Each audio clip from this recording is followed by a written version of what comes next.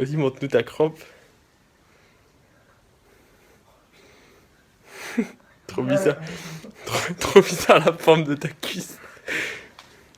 Et il est possédé. Ses cuisses qui bougent toutes seules. Zoom pour voir.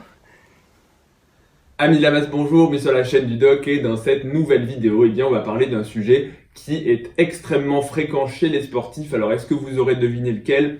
Je ne sais pas, mais bon, normalement c'est quand même écrit en gros dans le titre, donc je pense qu'il n'y aura pas tellement de surprises. On va parler des crampes. Les crampes sont un des problèmes les plus fréquents chez les sportifs et c'est vrai que tout le monde a déjà eu une crampe. Mais si je fais cette vidéo aujourd'hui, c'est pas pour vous apprendre ce que c'est une crampe, je pense que voilà, tout le monde en a déjà eu.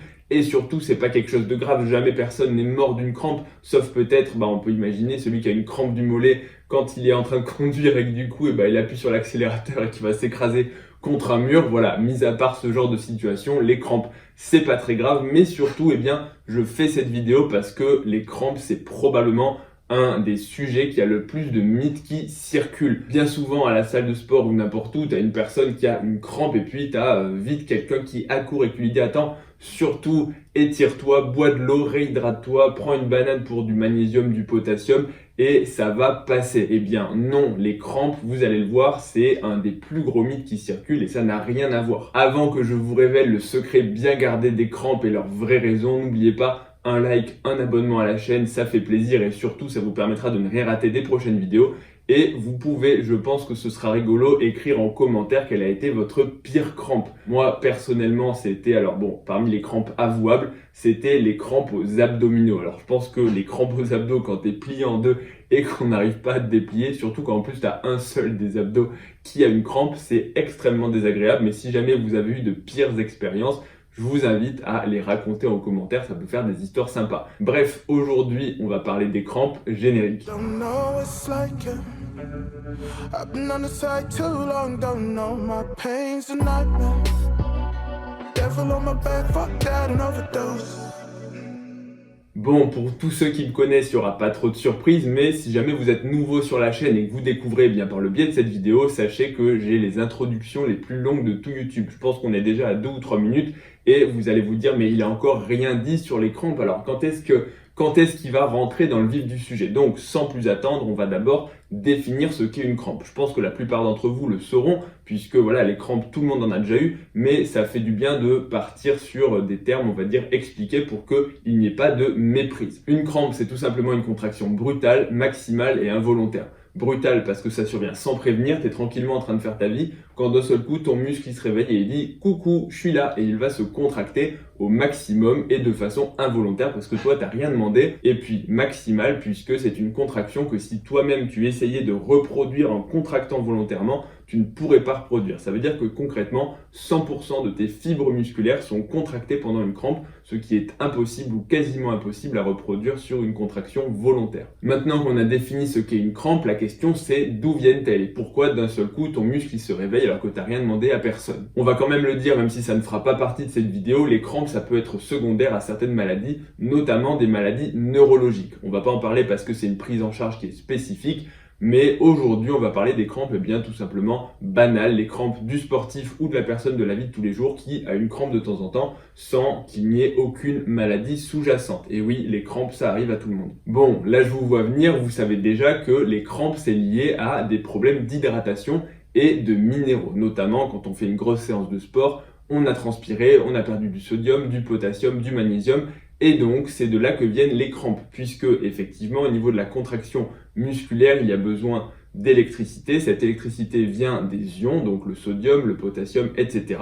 Et donc si on a des problèmes ioniques, et bien forcément cette commande et cette excitabilité, cette contraction électrique va être entravée, et donc vous allez avoir des crampes. Sachez que c'est faux, ou en tout cas, c'est partiellement faux. Je m'explique. Effectivement, dans certaines situations, une personne qui serait vraiment déshydratée, une personne par exemple à l'hôpital, quand on met des diurétiques, des gens qui vont perdre beaucoup de potassium, beaucoup de magnésium, elles peuvent être effectivement sujettes à des crampes. Donc, dire que si on a un déficit de potassium, un déficit de magnésium ou une déshydratation sévère, ça provoque des crampes, c'est effectivement quelque chose de vrai. Maintenant, est-ce que c'est la cause des crampes du sportif?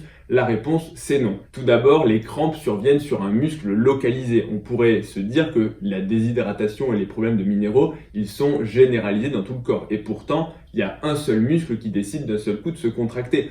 Heureusement qu'on n'a pas des crampes généralisées. Vous imaginez si tous vos muscles se crampaient d'un seul coup, ce serait insupportable et ça donnerait envie, je pense, de se jeter par la fenêtre. Sauf que le souci, c'est que si tu étais tout contracté, tout crampé, tu pourrais même pas bouger pour aller te balancer par la fenêtre. Ok, bon, cette comparaison est un petit peu bizarre, je l'avoue, peut-être que je vais la couper au montage. Deuxième argument, quand on compare le degré d'hydratation et la concentration sanguine en minéraux entre les sportifs qui ont des crampes et ceux qui n'en ont pas, eh bien, il n'y a aucune différence. Par exemple, vous décidez, après un marathon, de prélever, donc de faire une prise de sang à des sportifs, à tous les sportifs, et ensuite vous allez séparer ceux qui ont des crampes, ceux qui n'en ont pas, eh bien on retrouve que finalement la concentration des minéraux et l'hydratation est la même. Donc l'hydratation et le taux de minéraux n'est pas un facteur prédictif de la survenue de crampes. Et puis on peut aussi se dire que les sportifs ont souvent les crampes après la séance. En général, on a rarement une crampe pendant qu'on est en train de faire un effort, en train de pousser ou en train de courir.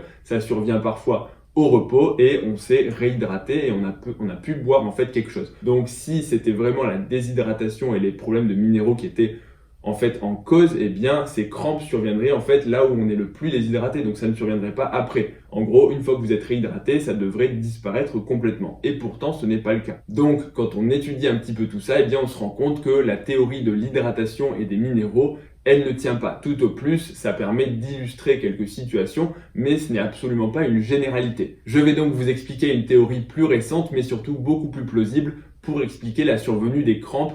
Il s'agit de la théorie neuromusculaire. Là, peut-être que je vais vous perdre parce que c'est vrai que l'hydratation, c'est beaucoup plus simple à comprendre. La théorie neuromusculaire, elle nécessite pour être appréhendée d'avoir 2-3 petites bases anatomiques et surtout physiologiques sur comment se contracte un muscle. Pour contracter un muscle, il y a besoin d'électricité au niveau du muscle, mais surtout d'une commande motrice. En gros, quand vous décidez de contracter un muscle, il y a une commande, un ordre qui part du cerveau, qui chemine au niveau d'un neurone jusqu'au niveau de la moelle épinière. Et à la moelle épinière, en fait, il y a ce qu'on appelle un neurone moteur, un motoneurone qui sort de la moelle épinière, qui va cheminer donc depuis le système nerveux central jusqu'au niveau périphérique, au niveau du muscle. Ensuite, au niveau du muscle, il y a ce qu'on appelle la jonction neuromusculaire entre le muscle et le neurone. Et ce neurone, eh bien, va libérer des médiateurs, en fait, qui vont générer une électricité au niveau du muscle pour déclencher la contraction. Tout ça, ce sont donc des neurones moteurs qui vont arriver jusqu'au muscle pour lui transmettre des ordres.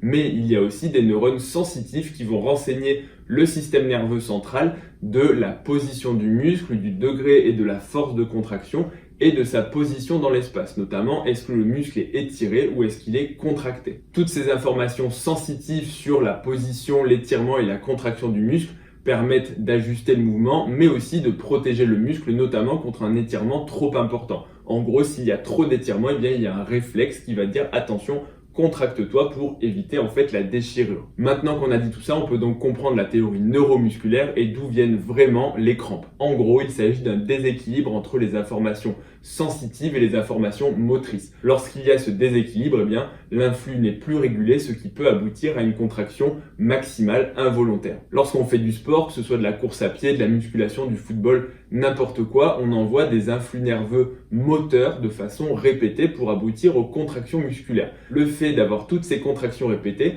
font que les neurones moteurs et donc les muscles sont dans un état d'hyper-excitabilité. Ça veut dire qu'ils sont plus enclins à se contracter. Deuxièmement, pendant le sport, il y a également une inhibition de tous les systèmes sensitifs qui vont protéger le muscle contre les contractions trop importantes.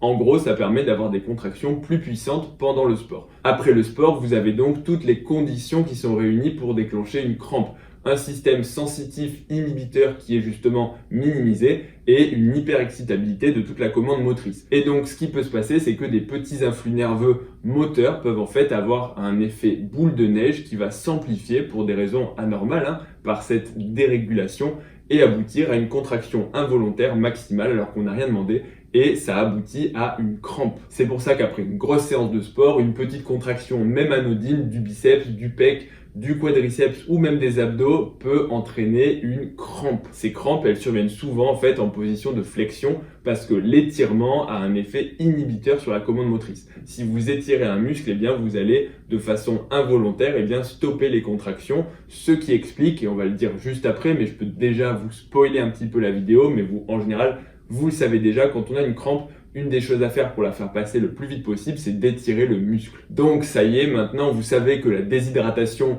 et les problèmes de minéraux n'ont finalement pas grand chose à voir avec les crampes et que c'est surtout en fait chez certaines personnes prédisposées après une grosse séance de sport qui a bien cramé le système nerveux que les crampes peuvent se déclencher. Alors effectivement, si vous avez fait une très grosse séance, que vous êtes en plus déshydraté, que vous avez fait ça dans la chaleur, que vous n'avez pas beaucoup bu, que vous manquez de potassium, de magnésium, etc.